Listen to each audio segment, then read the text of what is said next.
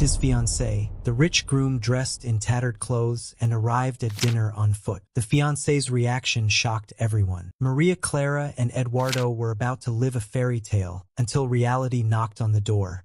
A mysteriously late groom, a revelation that shakes everything, and in the middle of the celebration, an unexpected accident.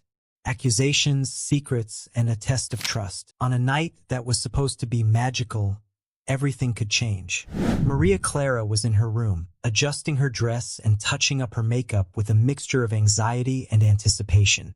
Eduardo's mansion, her fiancé, was beautifully decorated for the wedding rehearsal.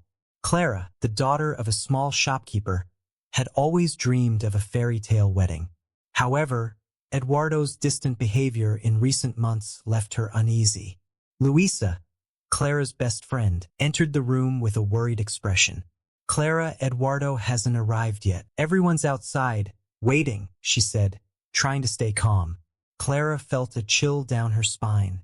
Eduardo had always been punctual and organized, and his absence made her anxious. She took a deep breath, trying to maintain her composure, and headed to the garden where the guests were gathered. The garden was stunning, decorated with white flowers and delicate lights that created a magical atmosphere. Eduardo's parents, Dona Margarita and Seu Joaquim, were overseeing everything with critical eyes. Dona Margarita, a stern woman, seemed more concerned with appearances than her son's well-being. Meanwhile, Clara's parents, Mr. Antonio and Mrs. Helena, tried to hide their worry by chatting with the guests. Minutes turned into hours and the tension grew. Dona Margarita, impatient, murmured to Seu Joaquim, "It's unacceptable that he's late for something this important." Seu Joaquim simply nodded, visibly uncomfortable. Finally, as the sun began to set, there was a commotion at the garden's entrance. Eduardo appeared, sweaty and with wrinkled clothes, looking completely out of place in that elegant setting. Silence fell over the guests, and a murmur of shock spread. Eduardo approached Clara with a forced smile. "Sorry for the delay, Clara. I had some issues on the way," he said, avoiding the inquisitive gazes. Clara, shocked by his appearance, could barely find words. Dona Margarita, furious, pulled her son aside and whispered in a cutting tone, "What is going on, Eduardo? You know how important this night is." Eduardo sighed and, looking at everyone, announced, "I've lost all my fortune. I have nothing left." The declaration was like a bomb, leaving everyone speechless. Clara felt the ground disappear beneath her feet. Dona Margarita, with narrowed eyes, stared at Clara and said, with a voice full of disdain, "So, Clara, do you still want to marry my son now that he has nothing?"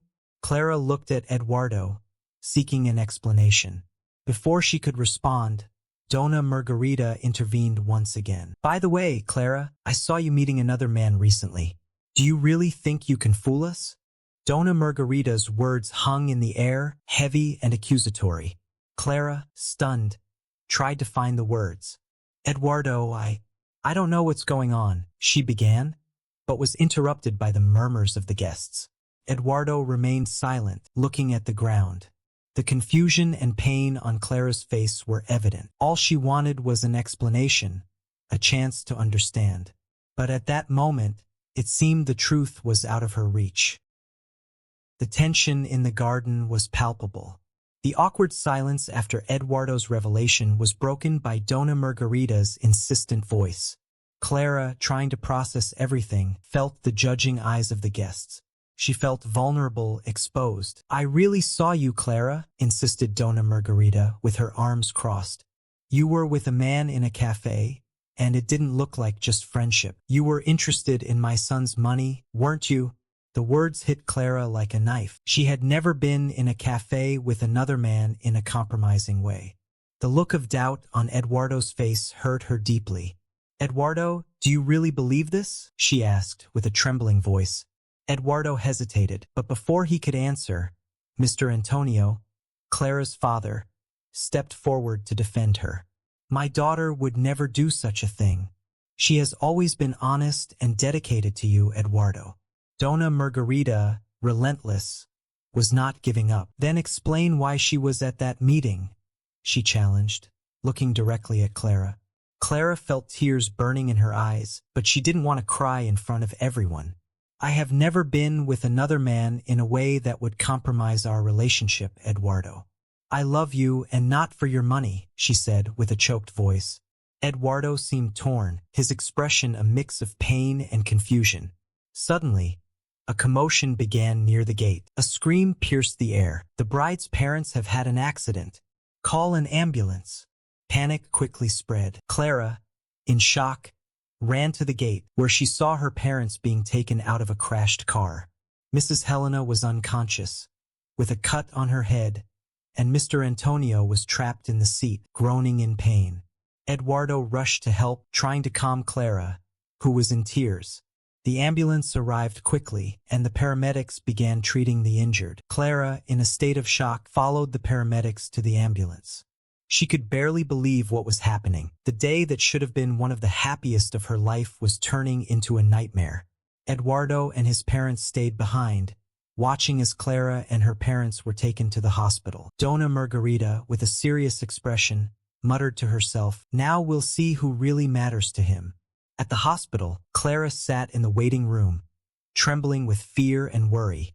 Eduardo arrived shortly after, trying to console Clara, but she was deeply hurt by the accusations. "Eduardo, I can't understand what's going on. Why would your mother do this? And why would you doubt me?" Clara asked, with tears in her eyes. Eduardo tried to explain, but the tension between them was palpable. He didn't know what to think, and Clara was devastated. The doctor came out of the operating room with a grave expression. "The surgery was successful, but Mr. Antonio is still in critical condition. We need to monitor him closely for the next 48 hours, he explained. Clara, relieved but still worried, thanked the doctor. Eduardo tried to comfort her, but Clara pulled away, still hurt by Dona Margarita's words. "Eduardo, I can't believe you really thought I could betray you," she said, her voice trembling. Eduardo, visibly shaken, tried to explain. "Clara, I was so confused. My mother has always had a strong influence on me, and I didn't know what to believe." Clara shook her head, feeling betrayed. "You should have trusted me, Eduardo. If we can't trust each other, what do we have?" she asked, desolate. Eduardo tried to argue, but Clara was determined to focus on her family. "I need to be with my parents now. I don't have time to deal with more drama," she said firmly. As Clara walked away, Dona Margarita approached, insisting, "Eduardo, you need to reconsider this marriage. Clearly, this isn't working." Eduardo, exhausted, looked at his mother with a mix of frustration and resignation. "Mom, you need to stop. This isn't helping," he said before turning to follow Clara. The days that followed were tense. Clara spent most of her time at the hospital, while Eduardo struggled to balance his emotions and deal with his family's pressures. The delicate condition of Clara's parents only added to the stress. Meanwhile, Dona Margarita continued to express her doubts about the relationship, albeit more subtly. One particularly difficult night, Clara finally exploded. "I can't deal with this right now. I need time to think. Please, just leave me alone for a while," she told Eduardo, making it clear that she needed space. Eduardo, realizing the seriousness of the situation, decided to respect Clara's wish and give her the space she needed to process everything. One night, as Eduardo wandered around the mansion, unable to sleep, he heard a conversation coming from his parents' office. Approaching, he heard his mother's voice. "Joaquim, I knew that if Eduardo thought he was out of money, he would see Clara's true nature. I just wanted to protect him." Eduardo abruptly entered the office. "Mom, what did you do? You planned all of this?" he asked, incredulous. Dona Margarita tried to justify herself. "Eduardo, you don't understand. I did this for your own good. Clara isn't right for you," she said, trying to stay calm. Eduardo, his eyes full of anger, responded, "You lied to me, to everyone. You made Clara look like a gold digger when, in fact, you were manipulating everything. I love Clara, and with or without money, that doesn't change." Dona Margarita tried to argue, but Eduardo interrupted her. "If you really care about my happiness, let me make my own choices," he said, leaving the office. Eduardo drove to Clara's house, determined to tell her the whole truth. When he arrived, he saw a car parked in front of the house. A man got out, waved inside, and got into the car. Eduardo felt a pang of jealousy but decided to wait. Clara appeared at the door, surprised to see Eduardo. "What are you doing here?" she asked cautiously. Eduardo hesitated, but then decided to be honest. "Clara, I found out everything. My mother manipulated the situation to make you look like a gold digger. She made it seem like I lost my fortune to test you," he explained, feeling relieved to finally tell the truth. Clara remained silent, processing the information. Finally, she spoke, her voice full of pain. "So all of this was a test? You really believed I was with you because of your money?" Eduardo tried to approach her, but she backed away. "Clara, I'm so sorry. I was confused and didn't know what to believe. But now I know you're the most genuine person I know," he said, desperate for her forgiveness. Clara shook her head, fighting back tears. "I don't know if I can trust you again, Eduardo. All of this is too much to process," she said before going back inside, leaving Eduardo alone in the cold. Eduardo returned home with a heavy heart. He knew he needed to confront his mother one last time. As he entered the mansion, he found Dona Margarita in the living room. "Mom, we need to talk," he said firmly.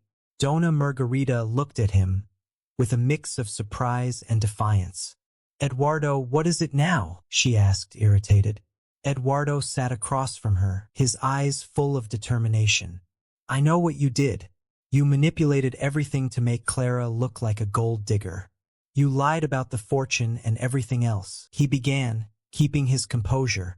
Dona Margarita sighed, realizing there was no escape. "I just wanted to protect you, Eduardo.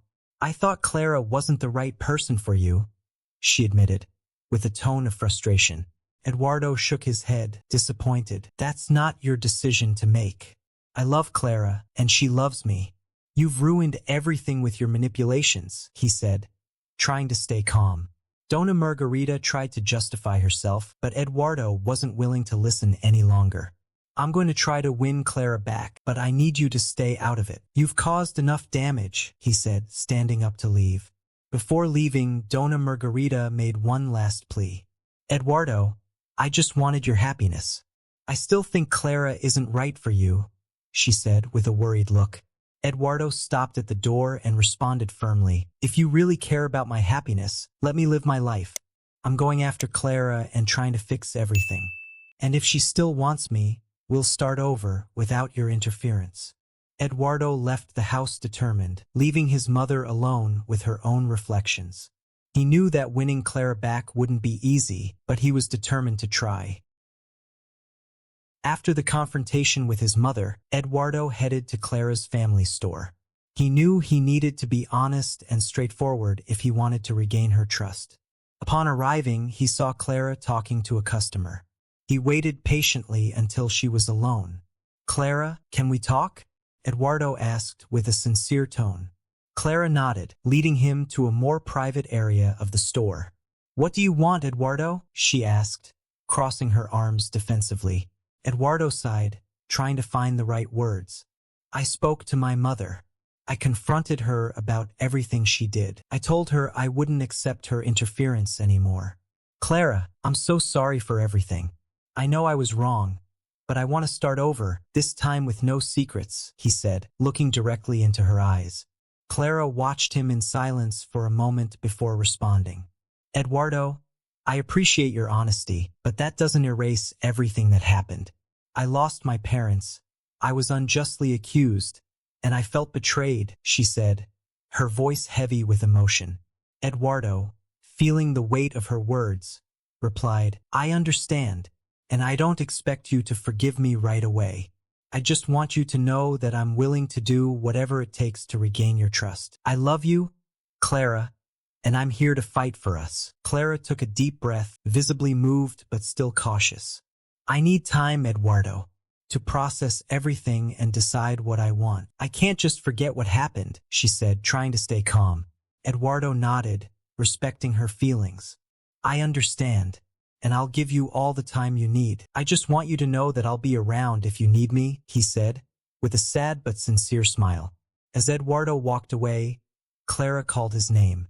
Eduardo, she began, hesitant. Thank you for being honest. Maybe, with time, we can find a way to start over. Eduardo smiled, relieved. That's all I could ask for. Thank you, Clara, he replied before leaving the store. In the following days, Eduardo kept his distance, respecting Clara's space. Gradually, they began to meet casually, talking about trivial matters and eventually about deeper issues. The initial tension eased, giving way to more open and honest communication.